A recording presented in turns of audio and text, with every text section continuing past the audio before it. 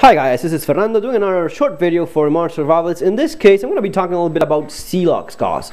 Celox Gauze is a hemostatic agent, hemostatic granules. It's one of those things that change combat and medical combat in recent years for the better. By this I mean that it's saving lives in combat, and the way it's doing that is by working as a clotting agent. When you have a very intense bleeding, when you have arterial bleeding and you're just bleeding to death, you can use Celox to stop that bleeding. There's some great videos on YouTube that you really should be looking at. There's examples of Celox Gauze being used. There's also granules, but Celox Gauze and Quick Clot Gauze are the best. I think that Celox is slightly better, but either one of those, Quick Clot or Celox, are good. In their Gauze version, they are even better. There's this video on YouTube where they show a pig. The pig is usually used because it's physically speaking, in terms of organs and weight and size, etc. It is pretty similar to using a human being, all right? And in this case, you see the pig in a surgery, in a medical table. They are opening him. It's like a medical procedure, and they purposely cut through one of the main arteries in the pig, right? They cut the artery and blood starts gushing out of the animal, right? Awfully. He's bleeding to death there in a matter of seconds. And they use this same stuff here. They use the Celox Gauze, and again, Quick Clot Gauze would work as well. They use the Celox Gauze to stop the bleeding right there. The way they do it, and it's kind of easy to use as well, they open it up, start unwrapping and packing the wound, just shoving as much gauze, unwrapping and shoving it inside the wound as fast as possible, and putting pressure there, all right? And that actually stops the arterial bleeding. The thing is that in terms of gunshot wounds and combat, etc., especially with gunshot wounds, if one of your main arteries get hit, just direct or even indirect pressure may not be enough. You know, the standard procedure for a bleeding is applying direct pressure, right? With gauze, you put your hand and apply direct pressure, and that's the standard procedure. In some cases, that's not enough. That's not enough to stop bleeding from one of the main arteries. If that's not enough, before this stuff was available, you were just dead. You would have died, right? I know of a few cases of people getting involved in gunfights where they got shot in one of the main arteries. They bled to death in the floor, right? They were conscious, they stood for a few minutes, but the bleeding was too much. Your pressure drops. You sit down, you lose consciousness, you keep bleeding, and you die. There was a very well publicized incident of one of the Argentine ex-president's granddaughter. She was in school. I think she was a teenager, maybe 13, 14 years old. The granddaughter of Alfonsín, which was one of our ex-presidents. She was running in school, and she went through a glass door. Unfortunately enough, maybe lifting her knee as she went through the door running, didn't see the door and crashed right into it. Maybe lifting her knee, she got cut with a piece of glass in the femoral artery, the one that goes through the inside of your leg, right?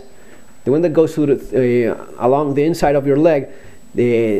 It's a huge blood vessel. It has an important amount of blood going through it, and they just by the reports and what the news was saying, the people that worked in the school just could not stop the bleeding. She was bleeding too much, too fast, and she died because of blood loss. This would have saved her in that case. There's other versions as well of Celox, especially if you're talking about gunshot wounds. In some cases, it may not be as easy to reach the exact point of bleeding because it's a rather small puncture wound, right? Maybe there's lots of internal bleeding, and in that case, they offer a syringe which directs the granules of Celox directly where the blood is coming from. and it would be better in that case. In general, Celox gauze is good because you can pack it maybe using your finger, you know, to pack the exact location, and even if it's a greater cut or some other wound that's bleeding a lot, you can use this. Now, having said that, you have to be a bit careful. You cannot use Celox or any other hemostatic agent just for any bleeding you have, especially because it is a way in which you can save your life. It is a way in which you can also make not that complicated wound much more difficult to heal. It is the wound toilette, which is the cleaning of the wound after the actual incident. It gets more complicated when you use hemostatic agents, right? That's why direct pressure, if it stops the bleeding, it should be your first choice, and you should use that first before going to this. It's not as if just because you have Celox or you have Quick Clot, you use it as a first choice. Direct pressure, indirect pressure in some cases. If that doesn't work, then you can use this stuff. But don't use it right away, because it makes things a bit more complicated for the medical people to clean up the wound, and it may delay a bit of the healing process again. Now, if the options are either bleeding to death right there or using this stuff, by all means, you use it. Why is this of certain relevance from the modern survival perspective? Is this the first thing you should be buying in terms of medical first aid stuff? Maybe not. Honestly, what are the chances of you dying because of blood loss, because of an accident, a gunshot wound, compared to dying because you don't have, you know, antibiotics, for example? I've taken antibiotics in the last 5 years, 5 times or so. I've had pneumonia. I've had maybe, you know, a flu as well. There's so much other things like basic wound treatment care so as to avoid infections. In case you have infections, the antibiotics have saved me maybe 5 times in the last few years. That's more realistic in terms of, if I could have only one, I would have rather have antibiotics rather than having Celox. Yet at the same time, and this is something that I think it's worth mentioning, when you're talking about an important amount of violence on the streets, when you're talking about crime being a huge problem, as it is in Argentina these days, and as I experienced myself when living over there, there is really a possibility of you getting shot. All right, and it's just the way it is. Especially if you live in some of the not so nicer neighborhoods, or if you go through them because of your job or whatever, there is a possibility. Maybe if you're locked inside an apartment in Recoleta, or you live in a very fancy gated community and rarely leave the place, then you have the chances of that happening are much rarer. Even though there have been incidents of crime going on in gated communities and all, but let's just say that the odds of you getting shot in Argentina are a bit higher than in other places, in other safer places. And one of the things that I've noticed, for example, when I was going to my beloved gun club in Argentina, in Lomas de Zamora, the Tiro Federal of Lomas de Zamora, my friends over there we would talk about knives, guns, etc. and such. You know, some of them would ask me, you know, Fernando, can you please get me this knife, which I like, or I would give one away to a good friend of mine, or flashlights. You know, the kind of thing gun guys, gun nuts, we all like. You know, flashlights, knives, etc. That's the kind of thing. And when I brought one of these out, I had actually the Quick Clot gauze, and it explained what it did. I had like 2 or 3 guys asking me, you know, could you please get that for me? Could you please get it? I ended up giving it to, I gave away before leaving. I gave it to one good friend of mine. He eventually got shot as well, so I hope he put that to good use. It's one of those things that you notice, you know. For example, we were talking about knives. I mentioned the Spyderco Resilience. I mentioned the price, and guys want one of those because of the price, because of the type of product it is, the quality. When they look at it, you know, you get requests from people getting one of those. Some of the cool little flashlights as well. Could you please get me one of those? Sure. And this was the stuff. Of all what I had in my EDC bag, this was one of those items that people honestly, you know, approached me and said, could you please get me this in some way? I'll give you the money, just get it for me. It is in dangerous places. It is. I myself, I carried in Argentina. I had my quick clot gauze with me every day in my pack. Chances of that needing it, maybe in USA not that much. Maybe here in Europe, you're rarely gonna get shot. In Argentina, chances of you getting shot are unfortunately kind of high. I put a video recently in my blog. The blog is The Modern Survivalist, themodernsurvivalist.com, or fairfile.blogspot.com as well. I showed a video there of a pregnant woman getting shot. I actually made the confusion of thinking that the baby in that incident, in that video incident, had died. Actually, I made a confusion because reading Clarín newspaper from a couple of days ago, they had this video mentioning that the pregnant woman had been shot, and another headline below that said that the baby shot, the pregnant woman shot had lost the baby. Those were the headlines. So I thought that the pregnant woman being shot in that video had lost a baby. Actually, what had happened is that the day before that, another pregnant woman had been shot in the suburbs of Buenos Aires, and that woman had lost her baby.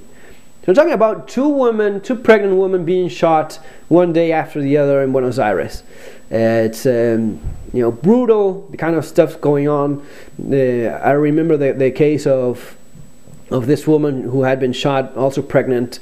She had been shot during a salidera after a bank robbery. They follow, not actually a bank robbery, they just pick you up, they pinpoint you after making a bank extraction, getting the money out of the bank. They follow you and they robbed her, and they just shot her in the belly. She was like 8 months pregnant. She lost the baby.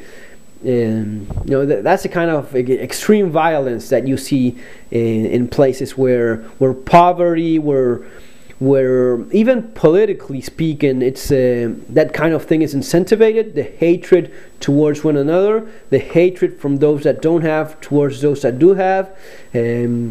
Why would anyone shoot a pregnant woman in the belly? What kind of animal does that? Well, apparently there's quite a few of them out there.